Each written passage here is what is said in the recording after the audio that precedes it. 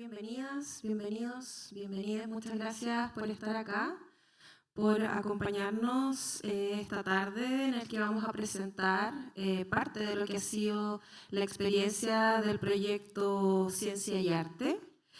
Un nuevo enfoque analítico de investigación sobre el arte rupestre.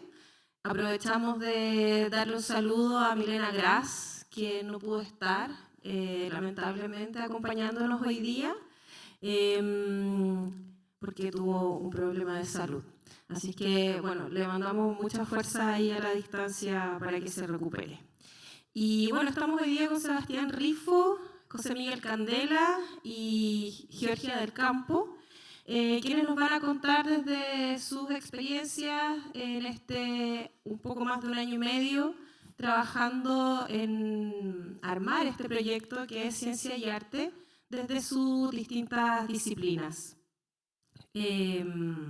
Sebastián Rifo es el director adjunto, es artista visual, investigador. José Miguel Candela es parte también del equipo de los investigadores, músico, investigador también, y Geo del Campo, también parte del equipo de investigación. Ella viene de la danza y de la performance, y desde ese lugar nos va a contar su aproximación a todo lo que ha sido conocer, ¿no?, el arte rupestre del Alto Loa, principalmente de la región de Antofagasta. Entonces vamos a comenzar con Sebastián Rifo. Un aplauso para él, que nos va a presentar dibujo como investigación explorando el arte rupestre en el Loa Medio, Antofagasta, Chile. Muchas gracias. No. Se va a trasladar para allá porque ahí va a poder manejar mejor la presentación. A dos micrófonos. Ay, sí, muy buenas tardes. Gracias por venir. Es muy emocionante estar acá compartiendo este proyecto, un proyecto hermoso, un proyecto ANID de exploración. Somos la primera generación de financiamiento de ese tipo de fondos públicos. Así que en ese sentido poder compartir todo lo que han sido esas derivas con ustedes esta tarde nos llena de emoción. Buenas tardes, como dijo Naomi, encargada de comunicaciones del proyecto. Mi nombre es Sebastián Rifo de Benito, soy artista visual, investigador, y hoy vengo a compartir con ustedes algunas reflexiones sobre el dibujo como método de investigación aplicado al arte rupestre del Loa Medio, ubicado en la región de Antofagasta, Chile. Como primer asunto, es importante hablar de los contextos. Esta investigación se desarrolla en el marco del proyecto Desarrollo un modelo analítico sobre arte rupestre a partir de metodologías artísticas de práctica como investigación, financiado por el Concurso Nacional de Proyectos de Exploración 2022 de la Agencia Nacional de Investigación y Desarrollo, ANID. En este proyecto me desempeño como director alterno, siendo Milena Gras, quien no nos puede acompañar hoy, la directora. Actualmente nos encontramos en el segundo de los 3 años de ejecución y sin duda ha sido una de las experiencias más enriquecedoras en mi trayectoria artístico-investigativa. Aquí pueden ver cuál es el espíritu del proyecto. Somos cerca de 13 personas profesionales del arte, de la investigación y de la práctica artística. Ahí tenemos profesionales de la arqueología, gente de la música, de la danza, de la performance, de la gráfica, de la ilustración, del dibujo, de los estudios teatrales. Muy diverso. Entonces, volviendo.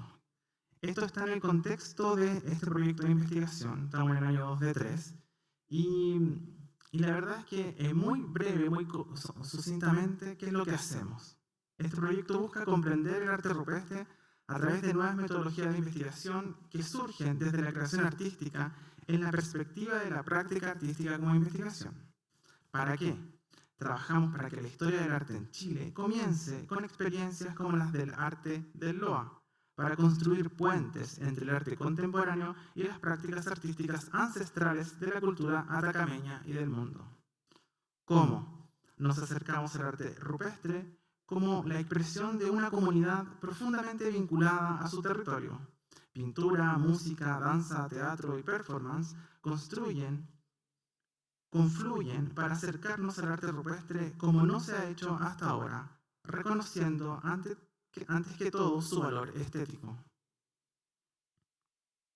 El arte rupestre en esta región es un patrimonio cultural invaluable. La primera vez que lo vi, la verdad, hubo un antes y un después en mi vida. Vi cosas que no había visto en mi formación como artista.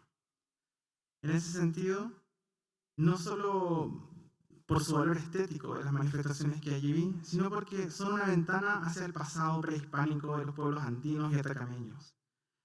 Su análisis y comprensión siguen siendo un desafío tanto para la arqueología como para las artes. Nos estamos concentrando particularmente en un lugar que tiene que ver con la cuenca del río Loa. La cuenca del río Loa es la zona donde nos concentramos para estudiar. Hemos escogido para nuestra investigación concreta es uno de los mayores lugares con arte rupestre en el país, con una diversidad de estilos, representaciones expresadas como pinturas, grabados, pictograbados, por casi 5.000 años. Esta riqueza patrimonial es testimonio invaluable de la creatividad y de la historia en periodos prehispánicos. Las manifestaciones de arte rupestre estudiadas se ubican en el margen de este cañón del río Loa a lo largo de 5 kilómetros, aproximadamente a 4 del sur de Pucará de la Sana y 2 hacia el norte de la localidad de Chiu Chiu. Acá tenemos un mapa que nos vamos a acercar. Este es el contexto, para que lo vean. Uno piensa en el desierto como algo vacío, pero en realidad está lleno de vida y de biodiversidad, y el río Loa particularmente. Vamos a ir entendiendo la riqueza que significa ese lugar. Este es el paisaje donde estamos investigando. Territorios de cultivo y carreteras, minería y arte rupestre. El Loa Medio particularmente está entre La Sana y Chiu Chiu. Poder estar trabajando en estos contextos es muy desafiante y para ello vamos a ir abordando más adelante, pero gran parte de los desafíos son el vínculo con las comunidades. Entonces, aprovechar de agradecer a la comunidad de San Francisco de Chiu Chiu, la comunidad indígena de San Francisco de Chiu Chiu, que nos ha permitido estar trabajando en ese territorio, y a las comunidades escolares de La Sana y también de Chiu Chiu. En ese sentido, este es nuestro paisaje. Aquí vemos a Simón Catalán, que es parte del equipo de Ciencia y Arte, a la Geo. Ahí estamos subiendo y bajando de la ribera de la cuenca del río Loa. Las manifestaciones de arte rupestre estudiadas se ubican, como les mencionaba, en este lugar, entre La Sana y Chiu Chiu. Aquí pueden ver dónde se ubican, cómo se conectan, y a la Geo ahí haciendo ejercicios de exploración corporal vinculados a los grabados, en este caso de un jacobita, de un felino andino. El arte rupestre, en particular, según Marcela Sepúlveda, que es nuestra arqueóloga del proyecto, ella menciona que a la fecha no existe un estudio específico en este tramo del curso medio del río Loa que defina estilos específicos y discuta su asignación temporal en las secuencias cronológicas pre- y post-contacto con la región. ¿Qué es lo que hay? Solo los relevos más importantes que se han hecho han tenido que ver con el Alto Loa, pero en el Loa Medio no hay mucha investigación. Este arte fue tempranamente mencionado por Spani en el 61, Poland en el 70, Tomás Benavente, Masson en el 86, pero es Don Osvaldo Rojas, de 1986, con su investigación El arte rupestre del Valle de la Sana, quien finalmente publica su primera síntesis elaborada a partir de un registro sistemático del arte rupestre del sector. Por ahí está Don Osvaldo. está ahí. Don Osvaldo, que también es el director del Museo de Calama, ha sido también importante conocer de primera fuente cómo ha sido el vínculo con estas manifestaciones artísticas, que él las visitaba desde que era niño. Incluso en la parte de las brigadas científicas juveniles del cura Lepage, allá en San Pedro. Ahora, entrando en la presentación, ¿cómo puede el dibujo como método de investigación contribuir a una mejor comprensión del arte rupestre del Loa Medio? Esa es la pregunta y la línea que yo llevo a cabo en este proyecto.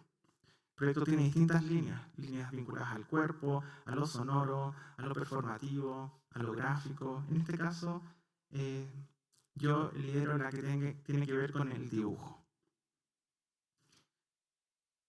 El estudio del dibujo abarca una amplia gama de procesos cognitivos y fisiológicos que interactúan de manera compleja para dar forma a esta actividad artística. Desde sus raíces en la infancia hasta su refinamiento en la adultez, el desarrollo del dibujo implica una serie de habilidades cognitivas fundamentales, incluyendo flexibilidad cognitiva, atención, activación de esquemas y planificación ejecutiva. A pesar de que la formación en dibujo no necesariamente mejora la percepción visual básica, sí impacta en los procesos de orden superior, como análisis visual y la capacidad de analizar objetos visualmente.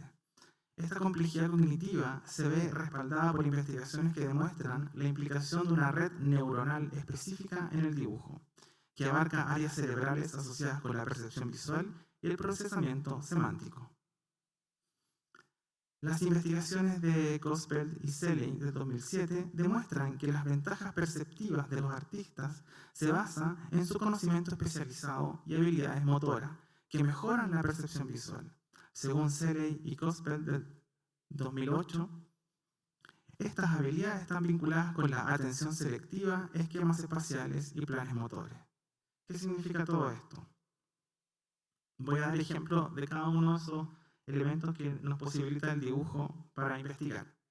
En este caso, la atención selectiva. Ahí en la foto están viendo a Marcela Sepúlveda.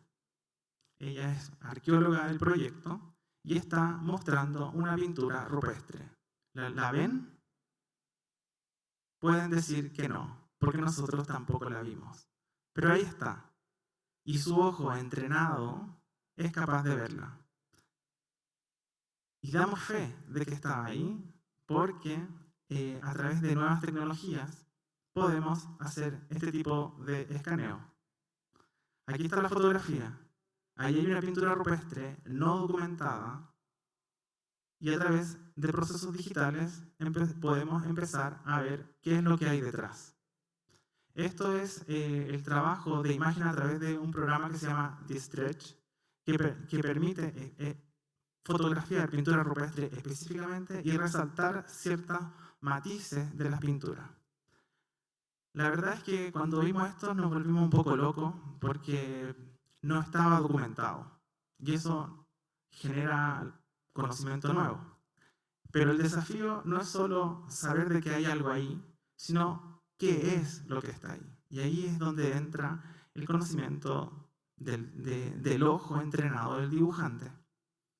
En ese sentido, estuve muchos meses solo mirando y haciendo pruebas.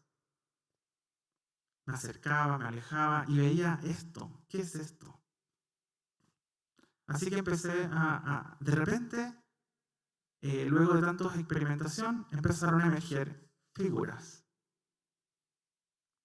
Y estas figuras, sin tener un conocimiento especializado en arqueología,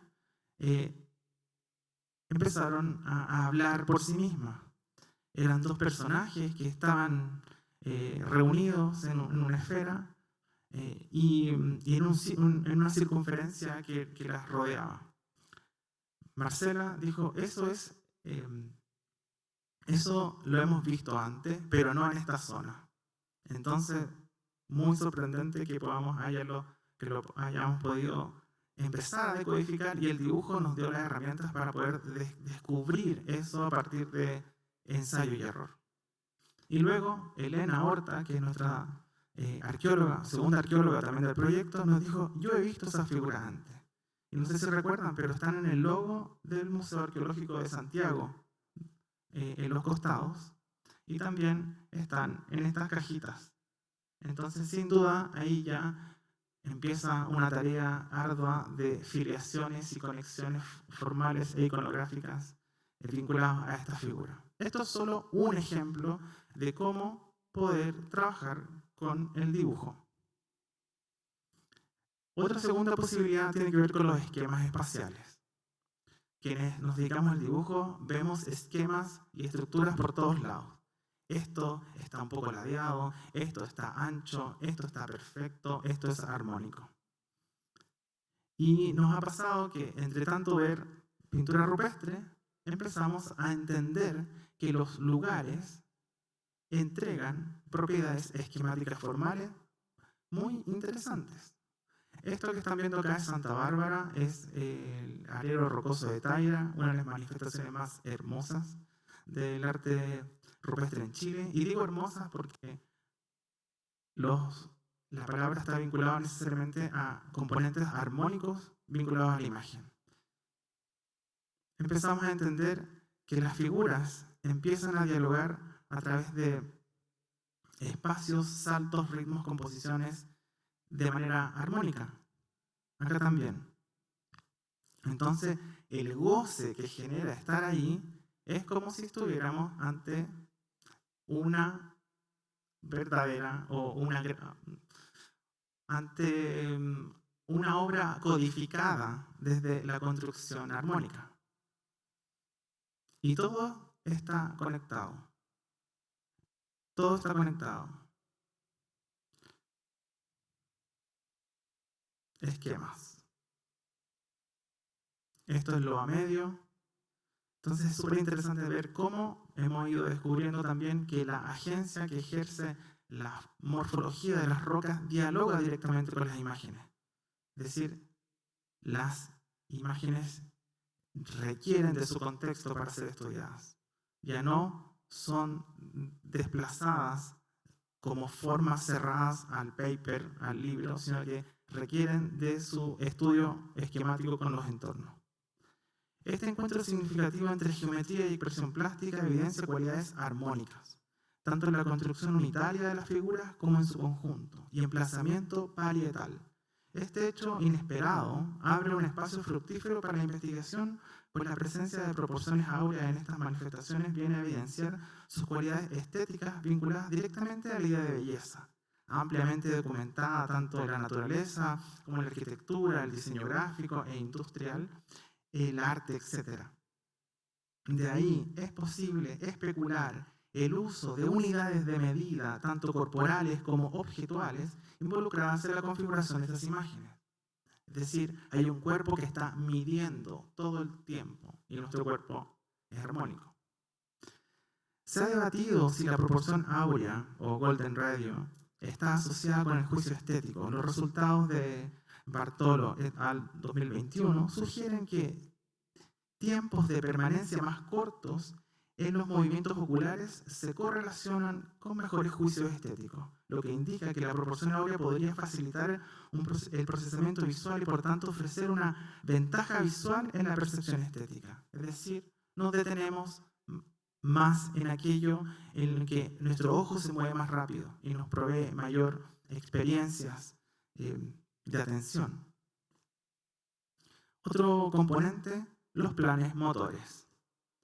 En este caso, dibujo in situ. ¿Qué es dibujar in situ? Es coordinación psicomotora y entrenamiento de precisión de los movimientos del cuerpo, las manos y los ojos. Aquí nuevamente estamos, si decidimos estudiar pintura rupestre, en este caso de llamas, ¿por qué no dibujar llamas? ¿Qué podemos aprender de ese ejercicio? Este es nuestro contexto y empezamos a mirarlas, estudiarlas, su forma, cómo se mueven, cómo caminan, cómo comen. Y simplemente nos dedicamos a dibujar. Y una vez en Santiago, bastó mirar los dibujos que había hecho y empezaba a compararlos con las del arte rupestre. Habían pequeños detalles, gestos, formas que se vinculaban directamente. Es decir, el entrenamiento, el cuerpo especializado en el territorio, la observación son fundamentales.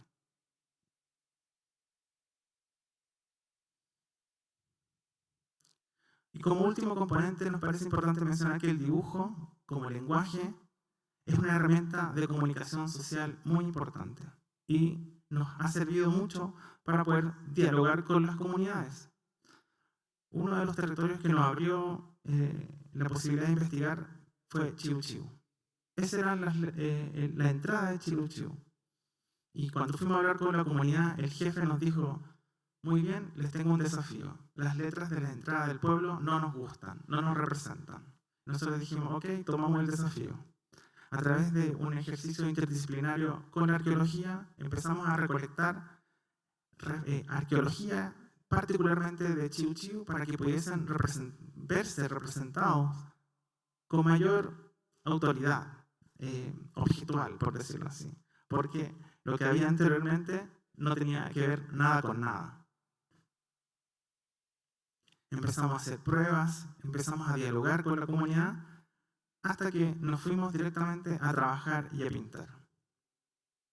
Y así quedaron las letras, en donde cada una de esas imágenes representa un aspecto particular de Chiu Chiu. Y la verdad es que tuvo una gran aceptación, tanto en redes sociales como en la propia autodeterminación del uso por las comunidades. Así que el dibujo también es una herramienta de diálogo comunitario muy cálida y muy importante también para poder entrar a dialogar de otra manera, de otro modo. Así que estos son mis 20 minutos y las investigaciones gráficas que hemos estado llevando a cabo. Muchas gracias.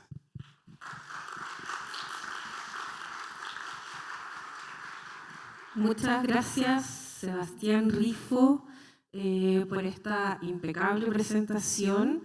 Bueno, quería mencionar que todos estos referentes que Sebastián mostró ahora los pueden encontrar en la página web del proyecto, www.cienciayarte.cl.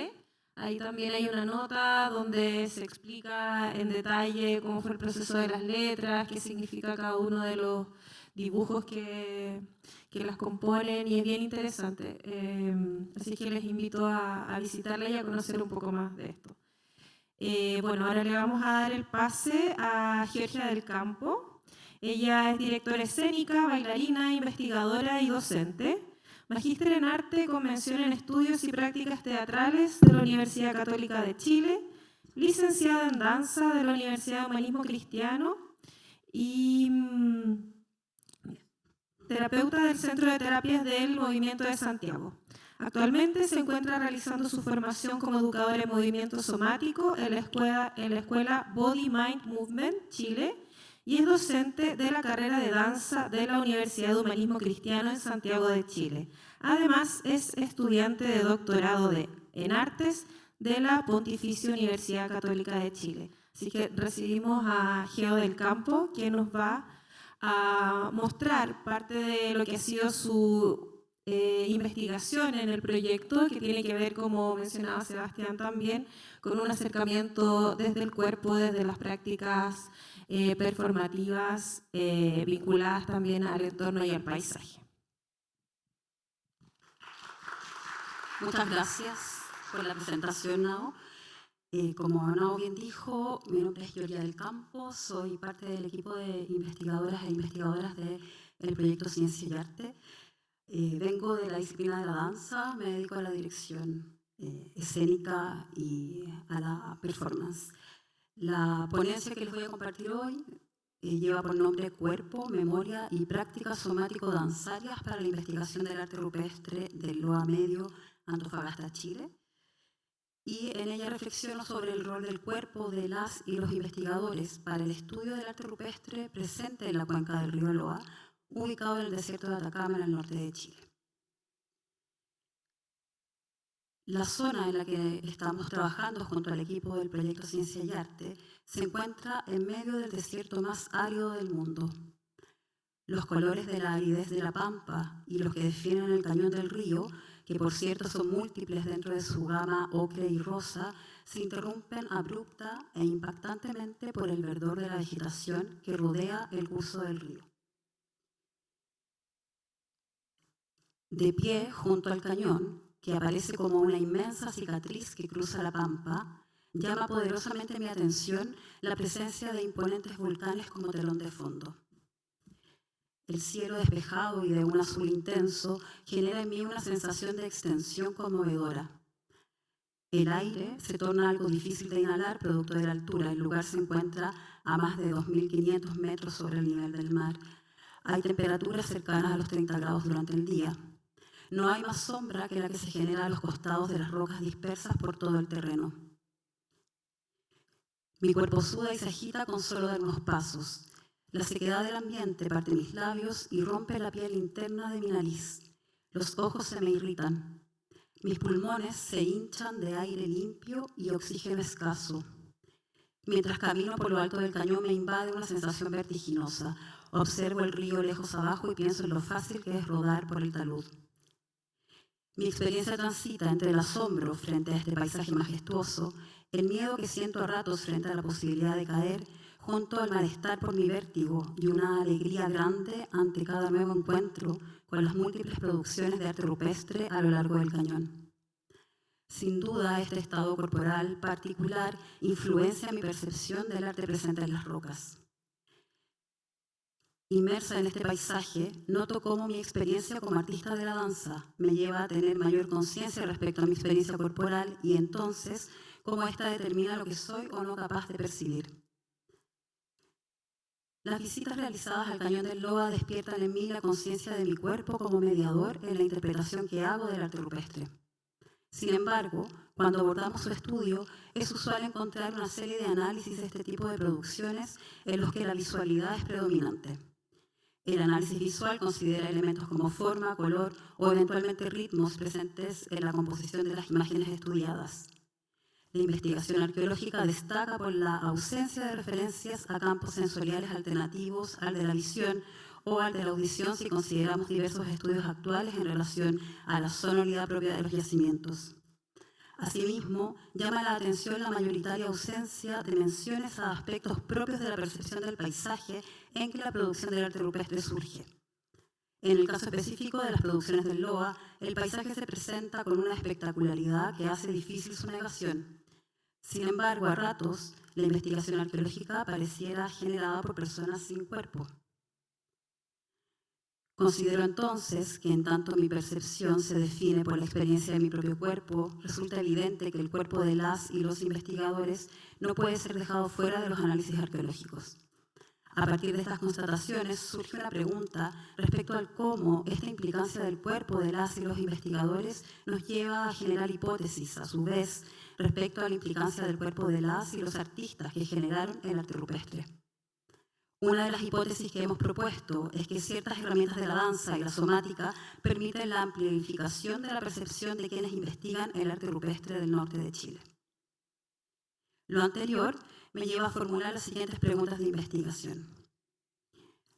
¿Cuáles son las posibilidades de producción de conocimientos surgidas del encuentro entre artistas, científicos y académicos? ¿Cuál es el rol del cuerpo de las y los investigadores en el estudio del arte rupestre? ¿Qué elementos de la memoria corporal de las y los investigadores inciden en su relación con los paisajes en los que estos sitios arqueológicos se encuentran insertos? ¿Y cuáles son las aportaciones que pueden generarse desde prácticas danzarias y coreográficas para una investigación del arte rupestre centrada en el cuerpo, tanto de las y los artistas que lo produjeron, como de las y los investigadores que estudian este tipo de arte? Trabajando en la búsqueda de respuestas a estas preguntas de investigación, para el proyecto Ciencia y Arte propongo un cruce que entrelaza, primero, teorías y prácticas arqueológicas vinculadas a la dimensión del cuerpo y la sensorialidad en este campo de estudio, en segundo lugar, memoria corporal y finalmente prácticas somáticas. Surge así la posibilidad de una arqueología del cuerpo y la memoria como estrategia para ampliar los rangos perceptivos de las y los investigadores en relación a sus propios cuerpos. A la vez, este entrecruzamiento posee el potencial de sacar a la luz recuerdos enterrados en el cuerpo de las y los investigadores que puedan estar vinculados con los lugares en los que se emplazan los sitios arqueológicos que forman parte de este estudio y que a su vez informen a sus rangos perceptivos. Abordar aspectos de la memoria corporal de las y los investigadores vinculados a los sitios de arte rupestre del LOA podría entregar nuevos y ricos datos surgidos desde un conocimiento corporizado del terreno en que estas producciones se emplazan. En relación a la dimensión de las teorías y prácticas arqueológicas, en este campo de estudio se revisan las perspectivas propuestas por los arqueólogos Yanis Hamilakis y José Roberto Perini en torno a la arqueología sensorial, la que releva el cuerpo y la memoria corporal como central en la investigación respecto del pasado, abordando para esto el rol de los sentidos en nuestra percepción material del mundo. De este modo, la investigación planteada se enriquece desde teorías y prácticas arqueológicas que permiten, según lo que plantea Hamilakis, la interacción sensorial con el mundo material, la que es un modo experiencial clave para la generación y la activación de la memoria corporal. Respecto de la segunda dimensión, la propuesta se vincula a las definiciones que realiza Thomas Fuchs en torno a la memoria corporal, que la define como un tipo de memoria que se produce a través de la adquisición de habilidades, hábitos y experiencia, es decir, como aquella surgida de la repetición de acciones y en la generación de patrones motrices. Y asimismo se consideran las propuestas de Maxim Chitz-Johnstone, quien utiliza el concepto de memoria sinestésica para señalar a la memoria corporal basada en dinámicas particulares, secuenciales y cualitativamente estructuradas del movimiento que se sienten mientras se desarrollan. El tercero de los campos que mi propuesta metodológica involucra es el de las prácticas somáticas. Estas podrían ser entendidas como formas corporizadas de constituir el sí mismo en interacción con el entorno y, según la definición que hiciera Thomas Hanna en la década del 70, como el arte y la ciencia interesada en los procesos de interacción sinérgica entre la conciencia, el funcionamiento biológico y el medio ambiente. Se trata entonces de un abordaje del cuerpo entendido como soma, es decir, como cuerpo vivo o cuerpo percibido desde la primera persona, a través de la generación de experiencias centradas en los procesos de interacción entre investigadores y el entorno en el que la investigación se desarrolla. Este enfoque implica la ampliación de nuestra percepción y de nuestros sentidos, relevando al cuerpo como centro de la experiencia. El investigador y educador somático Mark Taylor señala que el aumento de la eficacia de nuestros sistemas sensoriales amplía las posibilidades de elección en nuestra interacción con el ambiente. En línea con la mirada de Taylor, hemos buscado generar experiencias para el equipo de investigación que nos permitan traer a un primer plano sus experiencias corporales al momento de ponerse en relación con los espacios de arte rupestre en que estamos trabajando, intentando ampliar sus repertorios tanto de interacción como de respuesta al entorno. De esta forma, el arte rupestre y su medio ha sido relevado por la experiencia corporal sensitiva. Estas experiencias consideran la generación de un acercamiento a los lugares en que los sitios arqueológicos se emplazan, que involucra la experiencia corporal de las y los investigadores desde la perspectiva de la primera persona, en vinculación con el paisaje circundante. Paisaje que es entendido como un conjunto distintivo y estético de relaciones con la tierra, según la propuesta de Pearson y Chance. Y lo que nos interesa recalcar acá es la idea de una relación, en la que, en lugar de establecer a la visión como el sentido primordial para la interpretación del paisaje, proponemos acercarnos a la consideración de una experiencia multisensorial del paisaje mediada por el cuerpo, la que implica, según las palabras de Marta Tafalla, escuchar el territorio, tocarlo o gustarlo. Desde estas referencias conceptuales y teóricas para el proyecto Ciencia y Arte, hemos rescatado estas formas de trabajo centradas en la experiencia corporal para el diseño de distintas actividades de experimentación práctica. Esta propuesta conforma un primer ejemplo de los modos en que las prácticas corporales surgidas desde la danza pueden aportar al desarrollo de investigación interdisciplinar. Este abordaje del cuerpo y su relación con el entorno permite a las y los investigadores conectar con aspectos sutiles de su propia corporalidad, los que incluyen la percepción de pequeñas estructuras corporales, la puesta en primer plano de diversos campos sensoriales alternativos a la vista y la consideración de la memoria de quienes investigan desde una perspectiva encarnada. De este modo, y a partir de la experiencia de entrar en contacto con diversos elementos presentes en los sitios arqueológicos investigados y presentes también en el paisaje aledaño a estos, hemos establecido dos categorías que nos permiten observar la relación cuerpo-paisaje-sitio arqueológico. Hemos llamado a estas categorías paisaje en el cuerpo y cuerpo en el paisaje. Dentro de la complejidad que implica la experiencia del cuerpo situado en el contexto del Cañón del Loa, esta distinción nos permite entender la multiplicidad de elementos involucrados en esta experiencia, de modo de enfocar nuestra atención en el cuerpo en relación con elementos específicos. Se trata de categorías que, nuevamente en palabras de Tafalla, captan cualidades que solo existen como resultado del encuentro entre el sujeto y el objeto. El dulzor de una cereza no está en la cereza, sino en el encuentro entre la cereza y un ser humano. Lo que vinculado a nuestro objeto de estudio se podría traducir como algo así, como la suavidad o aspereza de la roca no está en la roca, sino en el encuentro entre la roca u otro elemento del paisaje y una o un investigador.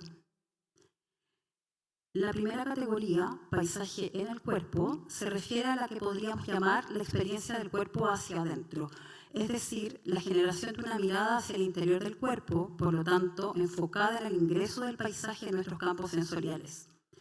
Como parte de esta categoría, hemos realizado una serie de exploraciones corporales que entrenan la sensibilidad de las y los investigadores hacia los materiales a través de la concientización de una percepción corporal interior con énfasis en la experiencia multisensorial. En las imágenes de las láminas podemos observar distintos ejercicios que hemos realizado en los que a través del uso de diversos materiales y objetos que son parte del entorno de los sitios arqueológicos, hemos realizado exploraciones tanto en formato de laboratorio de investigación, como las que vemos ahí, como también en el terreno mismo, buscando activar una relación entre materialidades externas y procesos perceptivos internos. Esto para la percepción del paisaje desde sentidos como el tacto, la propiocepción, la sinestesia y la audición, además de la visión. Por otra parte, la categoría cuerpo en el paisaje es abordada desde la noción de cuerpo hacia afuera y se refiere a las relaciones que podemos establecer y descubrir al situar nuestros cuerpos en el paisaje. Algunas experiencias generadas en torno a esta categoría han sido, por ejemplo, la realización de experimentaciones a las que tentativamente hemos llamado cuerpo y sitio arqueológico, realizadas en colaboración con el equipo de la línea de artes visuales, comandada por Sebastián Rifo y de la que participa también Simón Catalán, en la que generamos recreaciones de las acciones de dibujo y grabado en la roca. Tal como se ve en las imágenes, buscamos recrear posibles gestos y posiciones corporales que nos permitieran seguir los trazos presentes en los muros del cañón. Esta experimentación me permitió entender qué tipo de posturas necesitaba adoptar para alcanzar los distintos lugares del muro, o que podría pensarse como lienzo que forma la pared. Me permitió también descubrir nuevas posibilidades de apoyo en la roca sobre la que me encontraba, descubriendo espacios pequeños y que solo pude notar cuando estuve lo suficientemente cerca del muro y en necesidad de alcanzar puntos de la pared a los que no llegaba con la sola extensión de mi brazo.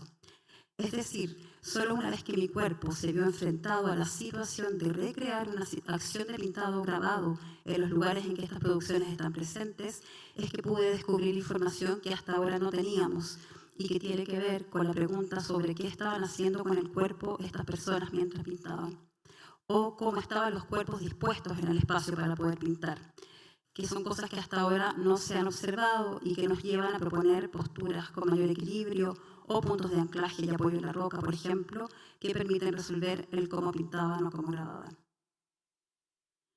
Otro ejemplo en la misma categoría, cuerpo en el paisaje, fue la actividad El cuerpo como sistema de referencia ante el mundo, que fue comandada por la investigadora de Ciencia y Arte Nata Cavieres.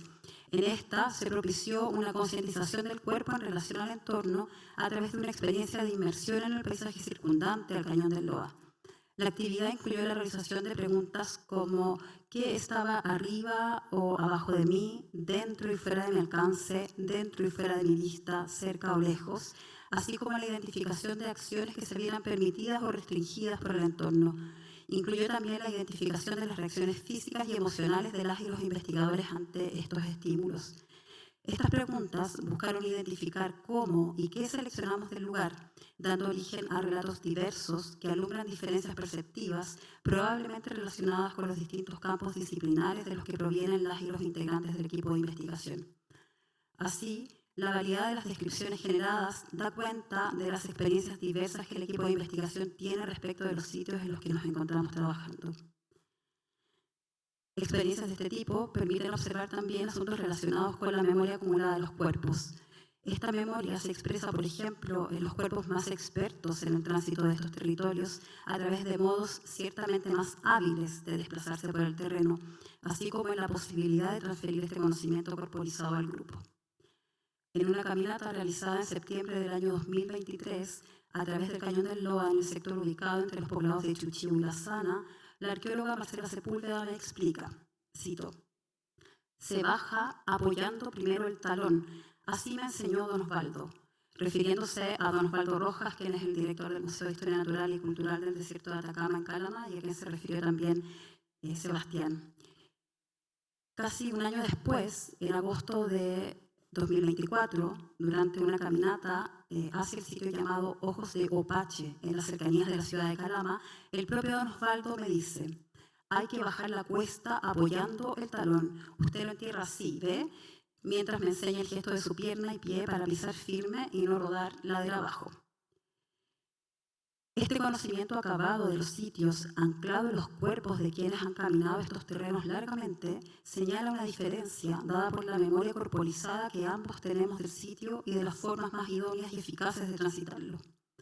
Abordar un estudio de la memoria de las y los investigadores podría alumbrar otros saberes que hasta la fecha no han sido considerados como parte de los análisis del arte rupestre del Loa. Queda largo trabajo que hacer en este sentido y considero que la incorporación del punto de vista del cuerpo vivido en la investigación de las producciones de arte rupestre puede densificar el conocimiento en torno a este tipo de arte.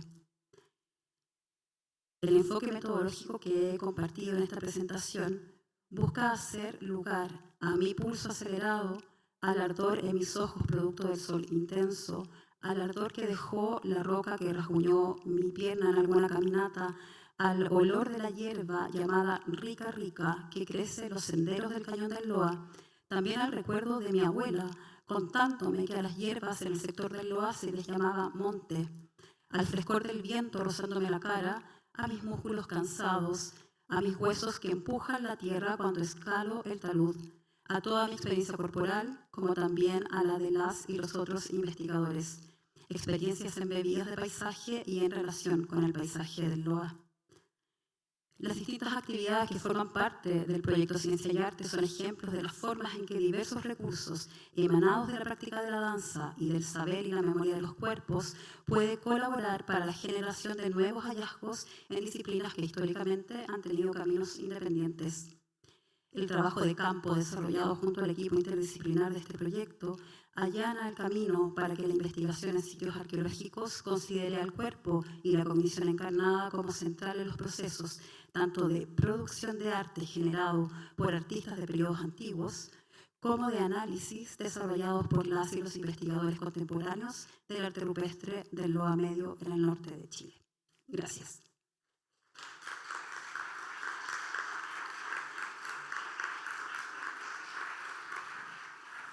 Muchísimas gracias, Geo, por compartirnos esta presentación. Vamos ahora a darle la bienvenida a José Miguel Candela. José Miguel es licenciado en Música de la Universidad de Chile, magíster y doctor en Artes, con mención en Música de la Pontificia Universidad Católica de Chile. Estudió en diversos cursos de composición y análisis con el maestro Gustavo Becerra Schmidt, a quien considera su formador. Tiene una experiencia de docencia universitaria de más de 30 años y actualmente se desempeña como académico en el Departamento de Danza de la Universidad de Chile. José nos va a contar una investigación muy bonita que está haciendo con el río Loa principalmente, el cual le llama El Cantar del Loa. José. Gracias.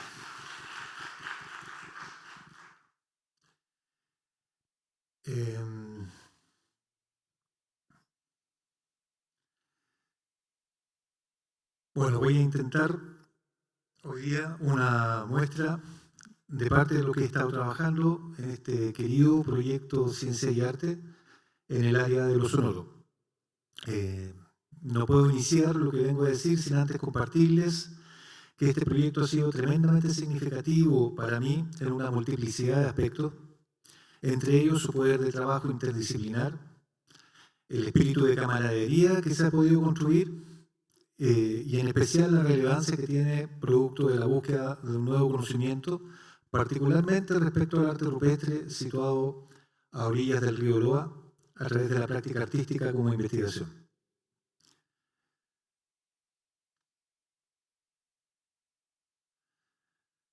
Sabemos que el desierto de Atacama es considerado el desierto más árido del mundo. Ya lo había mencionado recién Georgia en su presentación. Sus particulares características ambientales representaron un gran desafío para el asentamiento humano a lo largo de la historia. En pleno desierto de Atacama encontramos el río Loa, como lo mencionará Sebastián también, el río más largo de Chile, con una extensión de 440 kilómetros, cruzando desde la cordillera de los Andes hasta el Océano Pacífico. Es un río mayoritariamente encerrado entre paredes verticales y acantilados que pueden superar los 70 metros de altura, lo que le da al río una perspectiva muy particular de profundidad. Muchos de los lugares que forman su cuenca requieren de mucho trabajo para su acceso. A pesar de su cuenca hidrográfica de 33.570 kilómetros cuadrados, el Loa tiene un caudal bastante bajo, debido a las características desérticas de la zona. Sin embargo, esto no impidió que se convirtiera en el eje del desarrollo de la sociedad atacameña durante varios siglos. Esto se debe principalmente a que es el único curso de agua que se encuentra en el desierto. Todos los antiguos habitantes de esta región gravitaron alrededor de su cuenca, siendo esta muy relevante para la movilidad de las poblaciones de los primeros asentamientos en esta región en su necesidad de atravesar el desierto. Tal como le dijera Sebastián también, existe una alta concentración de sitios de arte rupestre en los aleros de su cañón. Hoy hablaré sobre el sonido de este río y las posibles influencias del mismo en la modelación del arte rupestre que se encuentra a su alrededor. Para ello revisaré las características sonoras del río Loa en Santa Bárbara, un pequeño oasis a orillas del Loa a 3.000 metros sobre el nivel del mar. Cerca de los 1000 después de Cristo, las sociedades de la región alcanzaron un alto desarrollo cultural prehispánico, en el que podemos encontrar, citando al arqueólogo chileno José Berenguer, grandes aldeas, pucarás y otros asentamientos fortificados, vastas redes de intercambio y un intenso tráfico de caravanas entre el Océano Pacífico, la Puna y las zonas trasandinas. En este lugar, en los aleros rocosos que rodean el río, se pueden encontrar varias pinturas y grabados, creados golpe a golpe por artistas rupestres hace 1000 años. Berenguer lo llama estilo Santa Bárbara, y en este estilo se pueden apreciar figuras de llamas más bien esquemáticas y de personas con túnicas y tocados muy especiales, como el que ven ahí en la fotografía. Esto último hace pensar que posiblemente se trataran de autoridades étnicas, chamanes o caravaneros, realizando posiblemente algún tipo de ofrenda a la naturaleza a modo de ritual con motivo de algún encuentro interétnico. Desde este alero se puede apreciar cómo el río Loa se ensancha a través de varios brazos, llenando de verde el territorio agreste del desierto de Atacama. Esa presencia acuosa permitió que ese lugar tuviese la importancia que tuvo y que estas figuras hubieran sido plasmadas en la roca.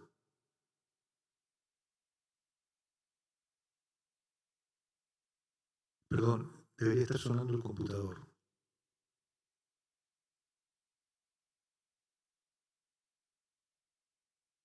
Estoy mandando señal de audio.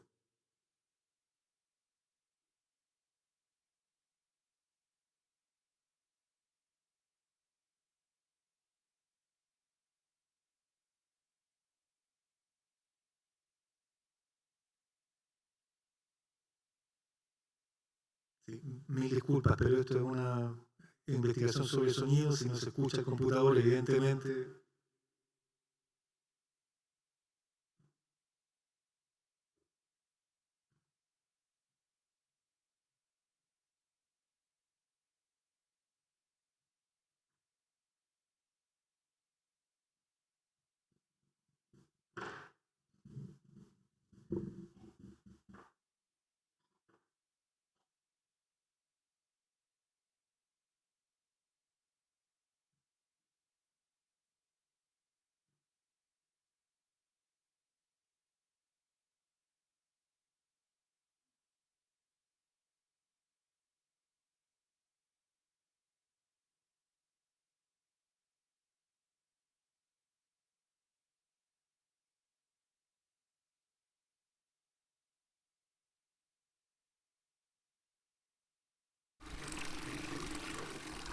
Perfecto.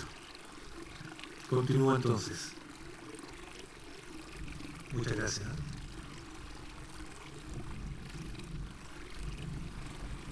La grabación de este paisaje sonoro que pueden escuchar la realicé en octubre de 2023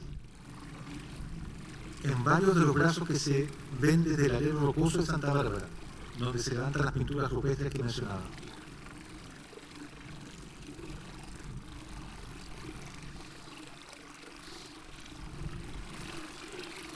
Mientras grababa, me puse a pensar en el cantar de estas aguas y cómo este cantar se diferenciaba de sus otros cantares en otros sitios del río Loa y en otros momentos de su historia, conformando así una polifonía exquisita y milenaria. Me vino a la memoria la diversidad de cantares que tiene este río en su generoso e inabarcable recorrido, el que he podido conocer y grabar. Hoy, cada vez que me encuentro en el alero rocoso, puedo recordar este sonido. Quizás estas voces acuosas también estaban presentes en la memoria sonora de los artistas de antaño, influyendo en sus corporalidades antes o mientras hacían estos grabados. En otras palabras, este paisaje sonoro específico debió haber informado sus prácticas artísticas in situ. Esto debido a que nuestra percepción es inactiva, es decir, es la propia cognición la que hace emerger lo que se percibe, pues las situaciones locales cambian constantemente como resultado de la actividad del perceptor. Por lo que la percepción ya no es un mundo predado e independiente del perceptor. En coherencia con lo anterior, podemos señalar también que nuestra percepción no solo es inactiva, sino que también es encarnada, pues son nuestros cuerpos, a través de una multisensorialidad compleja, los que producen esta enacción. Con multisensorialidad compleja me refiero a esa interacción sensorial con el mundo material, un mundo experiencial, citando a Amilakis, que resulta clave para la generación y la activación de la memoria corporal. En otras palabras, los sentidos son la manera en que la materialidad produce el recuerdo y la memoria. Derivado de lo anterior surgen varias preguntas. ¿Qué esconde el cantar del Loa? ¿Qué características acústicas de la cuenca del Loa determinan mi cognición? ¿Qué características de su paisaje sonoro? ¿Cómo puedo comunicar estas características desde la experiencia? ¿Cómo puedo comunicar el cantar del Loa desde la experiencia? Estas preguntas animan actualmente mi investigación, la que se ha enfocado principalmente en el registro y análisis del paisaje sonoro del río Loa y de la experiencia sensorial que éste permite, la misma experiencia que vivieron los artistas rupestres del pasado. Muy en particular he realizado, y sigo realizando lo anterior, a través de grabaciones en lugares cercanos a los sitios arqueológicos que contienen este arte rupestre. Estas grabaciones serán fundamentales para intentar entender y comunicar de manera multimodal posibles respuestas a las preguntas arriba señaladas. Como aspecto metodológico transversal, empleo el modelo del ciclo de indagación propio de la investigación-acción que propone el académico australiano Brad Hasseman y basado en los planteamientos de los pedagogos e investigadores australianos Stephen Kemmis y Robin McTaggart. El ciclo consta de 4 etapas: planificación, acción, observación y reflexión.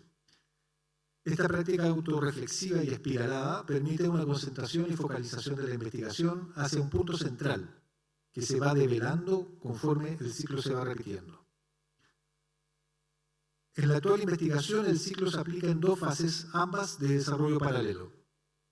En la primera fase o fase A, que denominé in situ y que responde a la actividad en terreno, en la planificación se seleccionan los puntos de grabación de audio donde existe arte rupestre alrededor del curso del río Loa. Luego, en la acción, se realizan grabaciones de audio en las que se decide de manera intuitiva y sensorial qué grabar, atento al paisaje sonoro. En la observación se realiza una contemplación en terreno de la grabación mientras ésta se realiza, con atención a los cambios producto de la práctica y recolectando la información que vaya surgiendo. Y finalmente se realiza una reflexión en relación a los aspectos relevantes a nivel sensorial que estos paisajes pueden entregar. En la segunda fase, o fase B, que denominé In Studio, y como su nombre lo indica, corresponde al trabajo en el estudio de grabación. En la planificación se procede a sistematizar lo grabado, como así también las reflexiones emanadas de la fase A. Luego, en la acción se producen diversas experiencias sonoras que den cuenta de esta reflexión a modo de resultantes. Muy posiblemente se traten de dos tipos de productos sonoros: paisajes sonoros documentales, composiciones de música electroacústica. En la observación, que en este caso debería llamarse audición, se realiza una escucha profunda en estudio del proceso de elaboración de las experiencias sonoras ya señaladas, con atención a los cambios producto de la práctica artística. En particular, se pone una especial atención a las eventuales preguntas y transversalidades que puedan surgir. Y finalmente se realiza una reflexión en torno a los aspectos relevantes a nivel sensorial que estos productos pueden entregar. Como decía inicialmente, estas fases se desarrollan de manera paralela, retroalimentándose y nutriéndose entre sí. Estos son nuestros regalones, los equipos con los cuales hemos podido realizar las grabaciones en terreno. La Tascam DR40X, que es una grabadora digital portátil con 2 micrófonos de condensador estéreo unidireccionales de muy alta calidad, que pueden grabar en posiciones paralela, abierta o en cruz, permitiendo así una gran movilidad en la captación del campo estéreo. La Zoom H3VR es una grabadora digital portátil con 4 micrófonos de condensador, permitiendo una captación en 360 grados y que ofrece una gran versatilidad en la exportación del audio captado, posibilitando la escucha en sistemas de audio Ambisonic 5.1, cuadrafónico, estéreo binaural o estéreo estándar. Este equipo es ideal para poder grabar respuesta a impulso, que es otro de los trabajos que estamos abordando junto a candidato ingeniero Ignacio Rojas, pero en el que no me detendré por razones de tiempo. Este es un pequeño ejemplo del trabajo que estoy realizando. Lo que vemos es un espectrograma del audio que escuchamos hace un momento. Vemos en el espectrograma varias frecuencias que resaltan.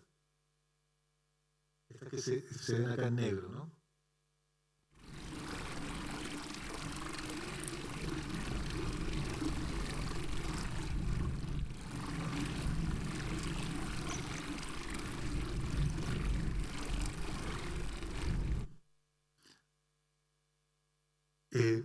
Se ven más marcadas en negro. Un espectrograma revela qué es lo que está sonando más fuerte y qué es lo que está sonando más despacio. Entonces, las que están marcadas más en negro son aquellas de que suenan más fuerte, y las que están más en gris son aquellas que suenan más despacio.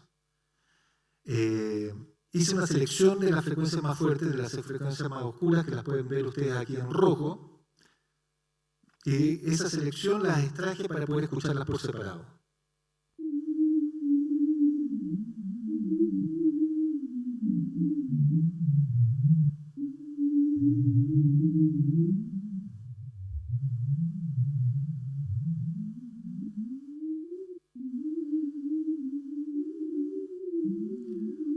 Quizás se trate de un cantar escondido del río Loa.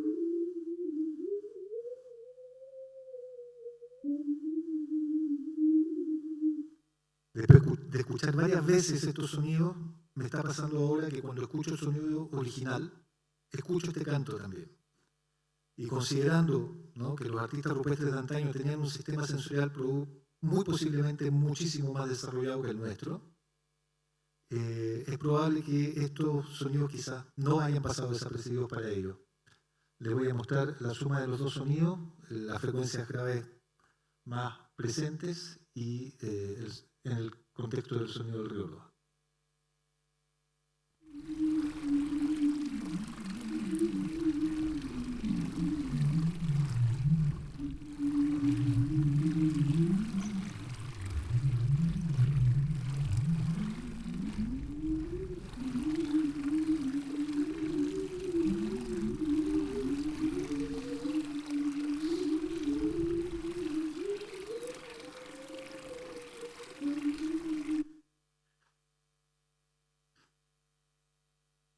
Una característica del entorno del Loa es su claridad sonora. Salvo en los aleros rocosos de la cuenca de este río, el lugar se caracteriza por una gran ausencia de reverberación en el espacio abierto. Sumado a esto, en el entorno que circunda la cuenca, nos encontramos con el sonido de un viento soplando bastante fuerte y cuando no corre viento, con un entorno casi silencioso. Digo casi porque el silencio en sí mismo no es un vacío, sino más bien una atenuación, lo que levanta la paradoja de que entonces es también ineludiblemente parte de lo sonoro.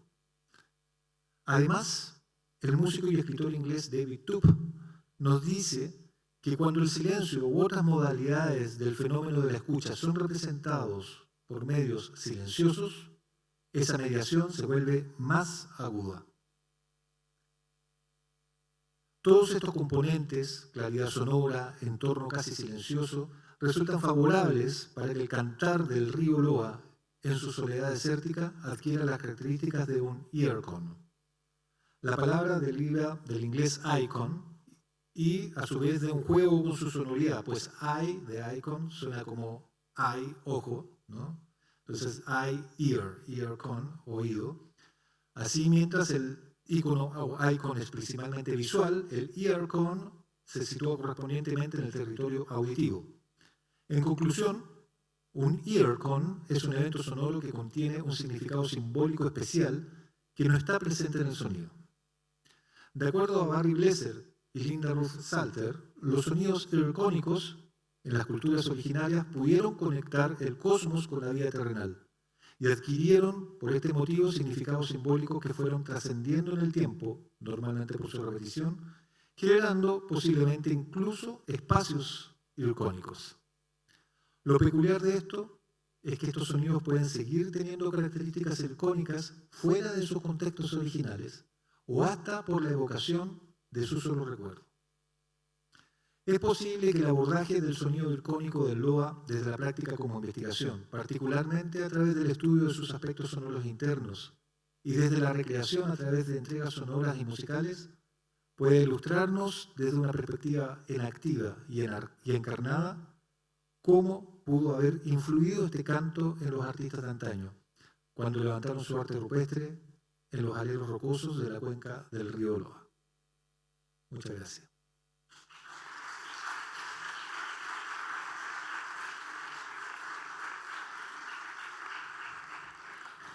Muchas gracias, José Miguel Candela. Bueno, solo para que no se nos olvide mencionar a todas las otras personas que son parte del equipo de Ciencia y Arte.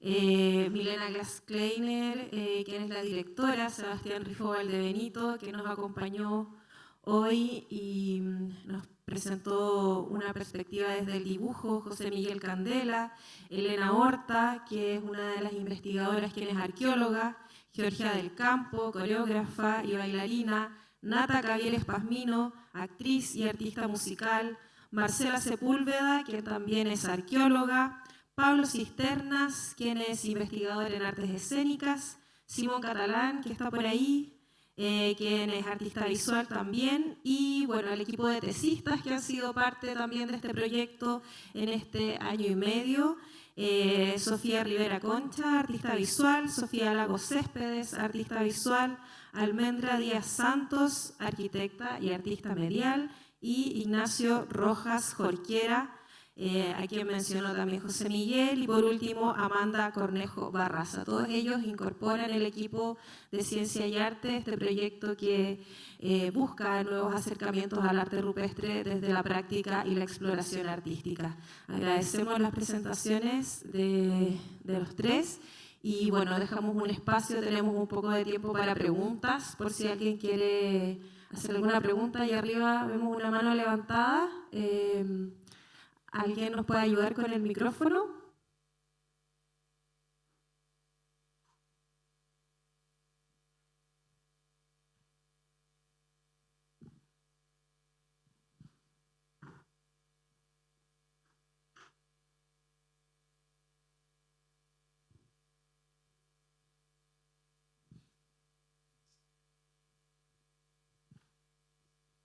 Hola, Andrés Gruman. Pensaba que esta pregunta se le iba a hacer a Georgia, pero creo que se la puedo traspasar también a Georgia y a José Miguel. Dentro de sus exposiciones ustedes pusieron mucho énfasis en lo que llamaran este nivel sensorial, ¿no? Georgia enfatizó mucho la dimensión somática, hizo varias citas en torno a eso, y tú, José Miguel, también hablaste de la inacción, digamos, de la perspectiva de Varela y los otros autores de aquel libro Cuerpo Presente. Yo me preguntaba, me parece muy atingente, digamos, muy interesante, pero yo me preguntaba, en paralelo o complementariamente a este nivel sensorial, llamémoslo así, y somático, ¿qué rol cumple la imaginación dentro de sus procesos de investigación, creación? ¿Sí? Georgia en un momento mencionó recuerdos de su abuela hacia el final, y no pude evitar también pensar en cómo nos imaginamos lo que recordamos. Y por último, así como una segunda pregunta más concentrada en José Miguel, en lo que hizo José Miguel, yo me llamó mucho la atención el viento. Como que me quedé muy pegado con esta idea del cantar del Loa que tú presentas en función, y quería preguntarte qué función cumple para ti ese viento que tú dijiste que era bastante fuerte, ¿no? Y que para mí fue muy importante en términos de la captura que tú nos presentaste de cada track. Y que de alguna manera en esa mixtura que hiciste se vuelve a sentir ese viento que le da una cualidad al sonido muy particular. Gracias.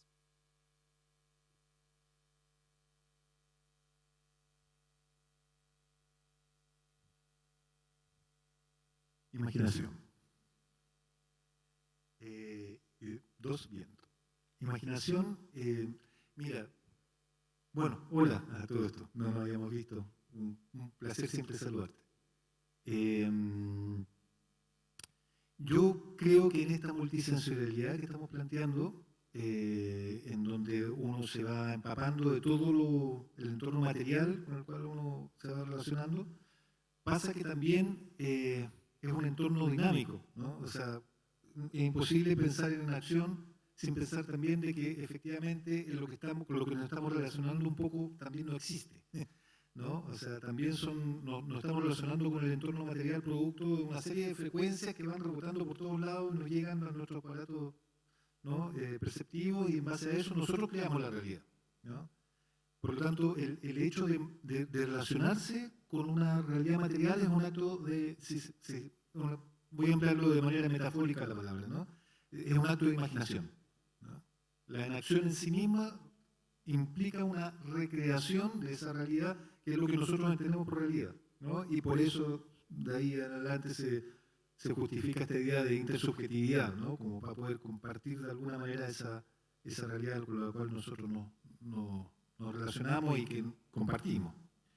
Entonces, en ese sentido, desde esa perspectiva, como desde esa base ya fundamental, creo que la imaginación es fundamental para poder entender el aparato sensorial, el aparato sensitivo nuestro, ¿no?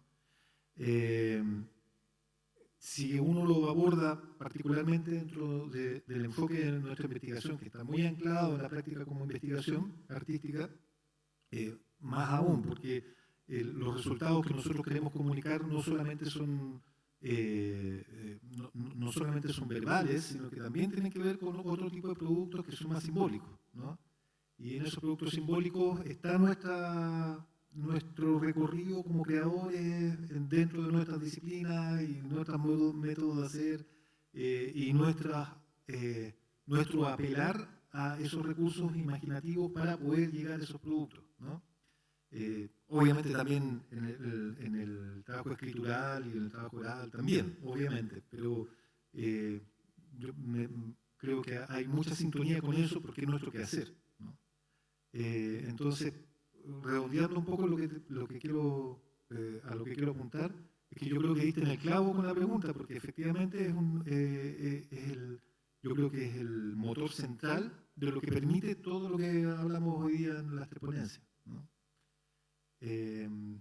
No sé si tú quieres decir algo. Sí, hola Andrés.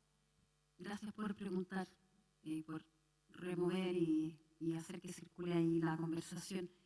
Sumando un poco a lo que dice José Miguel, pienso que no hay realmente una distinción tan fundamental entre lo que podría ser un proceso somático de percepción y el proceso de imaginación que está involucrado ahí también, operando, ¿no? Entonces creo que en esta experiencia perceptiva del paisaje, el rol de nuestra capacidad imaginativa es totalmente pertinente y central también en lo que ahí está ocurriendo, y que es esa capacidad imaginativa la que nos permite de alguna manera poder generar una relación con ese ambiente y desde ahí descubrir, ¿no? Como que el mundo aparece desde esa capacidad imaginativa perceptiva. Estaba pensando cómo nuestro estar ahí en el LOA, ¿no? Como de cuerpo presente en esos lugares, percibiendo el entorno, sintiendo el viento, sintiendo el cantar del río, ¿no? Percibiendo el sol, etcétera, nos hace de alguna manera en ese percibir imaginar posibles formas de habitar esos espacios, y de alguna manera nos hace pensar e imaginar posibles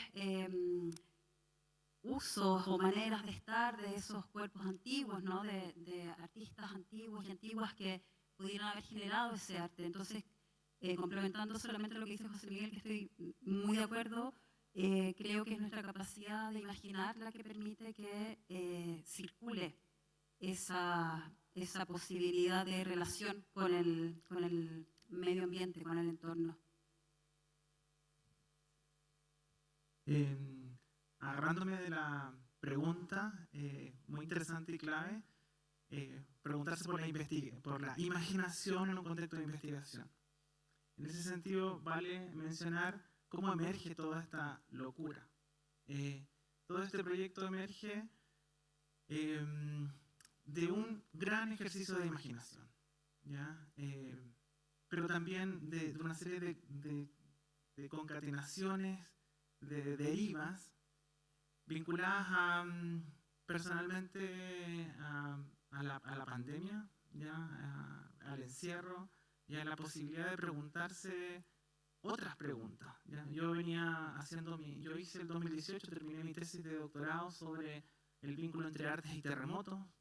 Las preguntas que estaban ahí detrás tenían que ver con el vínculo humano con las placas tectónicas, con los imaginarios del desastre, de la ruina, de la catástrofe.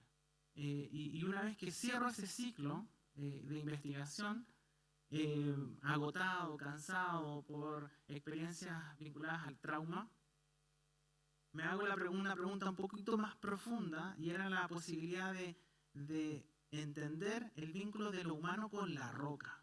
Ya creo que poder mencionarlo desde ahí también da un poco a entender de cómo esta pregunta por el humano y la roca da la posibilidad para pensar el encuentro con el arte rupestre. Ese es un poquito el viaje, ¿ya?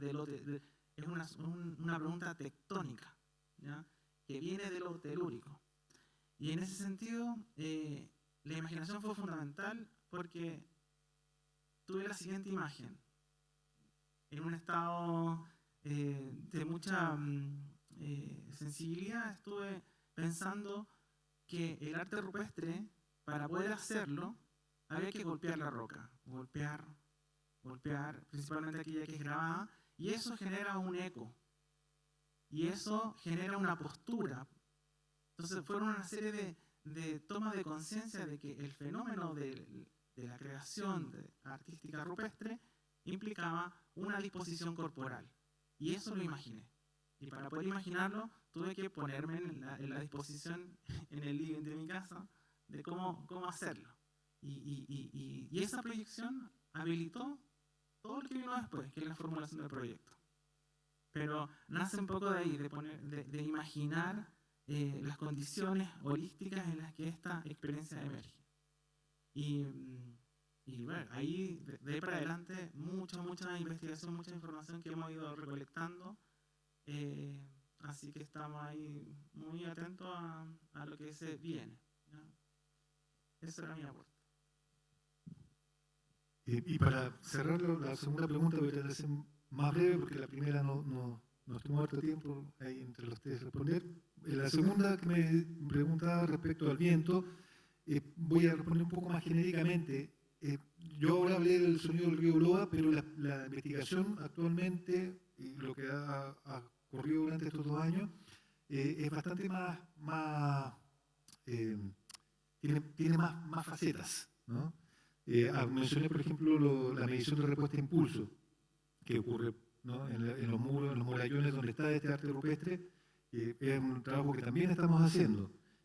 No solamente he registrado el LOA, he registrado el viento también. El viento es una abstracción también, porque el viento en sí no suena. El viento suena porque roza, ¿no? Entonces, los distintos roces a mí me han llamado mucho la atención. Hay una serie de vegetaciones en la puna de que producen una sonoridad muy particular y que es muy propia del territorio. Y tengo muchos registros sobre eso también, y quiero también, como es material de estudio. Lo que pasa es que es priorizado por el LOA en esta etapa, ¿no? Recién Sebastián hablaba acerca de las llamas, ¿no?, de observar las llamas. También hay una serie de grabaciones respecto concretamente al florear de llamas, ¿no?, una ceremonia que nosotros pudimos asistir. Y hay un canto particular de esos animales que me tiene enamoradísimo y con lo cual quiero trabajar también. En fin, es muy amplio, ¿no? Obviamente el viento es algo que a mí me llama mucho la atención, precisamente por esa particularidad de que se viste de lo que roza, ¿no?, para que pueda ser escuchado. Cuando estaba grabando el río, lo odié un poco también, tengo que decirlo, porque siempre el viento va golpeando los micrófonos y eso genera un montón de ruido, y tenía que ponerme en ángulos particulares, digamos, buscar el ángulo especial para que ese golpear se minimizara y pudiera tener gran parte de la grabación con el sonido del río y no con el sonido del viento golpeando los micrófonos. Con todos los protectores que ustedes se pueden imaginar también, que son los que se usan usualmente para reducir el ruido del viento. En fin, sí, totalmente. Es algo que me tiene muy preocupado dentro de todas estas cosas que también te comento.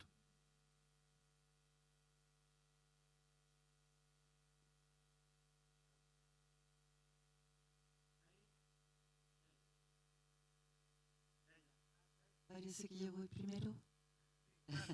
Hola, Claudia Misana de las Artes Visuales. Tenía una pregunta para Sebastián, pero después de escucharlo, la verdad creo que podría responder cualquiera de ustedes, que era muy simple. Quería saber si estos dibujos forman dibujos ellos mismos, pero me refiero a los diagramas espaciales. O sea, finalmente después pienso en cada uno de ustedes transitando por este espacio, si hay, no sé, geometrías, si hay relaciones entre los aleros, entre el río y el dibujo, entre, no sé, se me fue la pregunta como en las percepciones de cada uno, pero inicialmente era así de sencillo. ¿Cuántos dibujos hay en ese lugar? Miles de dibujos Lo sospechaba. de muchos modos, principalmente grabados, pictograbados, es decir, que vinculan pintura y grabado, y pintura solamente. Y en relación a eso, que son preguntas que como artistas visuales nos hacemos, la verdad es que es para replantearse todo.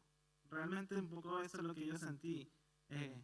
O sea, cuando nosotros en la Escuela de Arte estudiamos el fenómeno del land art, 1969, Mitchell Heiser, en el desierto de Arizona, es como, ya, pero en realidad acá hay otras cuestiones mucho más complejas de hace 5.000 años, que equivalen al siglo IV a.C., estaba el periodo helénico y acá estábamos pensando el espacio de otro modo. Y en ese sentido, una de las cosas más sorprendentes también que he descubierto y nos hemos maravillado todas y todos, son las maquetas arqueológicas. En esa zona que mostramos fotos, hay maquetas arqueológicas que son se horada la piedra del suelo y que replican las zonas de cultivo que están al frente. Entonces hay una relación directa. Y las experiencias de maquetas son influencia incaica. Y el universo incaico es un universo de un estudio arquitectónico, telúrico, increíble. O sea, gran parte de las últimas investigaciones han descubierto las estructuras sismorresistentes, no solo incaicas, sino que mucho anterior a los incas, como por ejemplo vinculados a la civilización Caral, con chicras, que son estructuras sismorresistentes que se ponen debajo de las rocas en las que se construyen las casas, los templos en la zona andina, de mucha actividad sísmica. Entonces, toda esa influencia la podemos ver en el Loa también, con esos resabios a través de las maquetas arqueológicas que yo no sabía que existían, y cuando las vi fue como, no voy a creer, porque estaban ahí geometrías que se vinculaban directamente con los cultivos que estaban abajo. Eso es parte también de los estudios que queremos hacer. Me quedé pensando en una palabra vinculada a la imaginación, que fue una de las cosas que rápidamente nos dimos cuenta, es la pareidolia. Pareidolia es esa posibilidad humana, evolutiva, de ver rostros en cosas, ¿ya? Y completar imágenes. O sea, como artistas visuales siempre vemos algo y es como, oye, ahí hay una aventura, están peleando, están no sé qué. En La Roca pasa eso, hay una alucinación respecto de las formas, ¿ya? Y evolutivamente el fenómeno es conocido como la pareidolia, pero también hay un asunto que es más profundo todavía, vinculado a la ensoñación. No sé, a muchos nos pasó que en estos primeros terrenos, después de varios días, soñábamos con las llamas. O sea, uno sueña con las llamas y después las ve en todos lados. Entonces, eso es muy loco.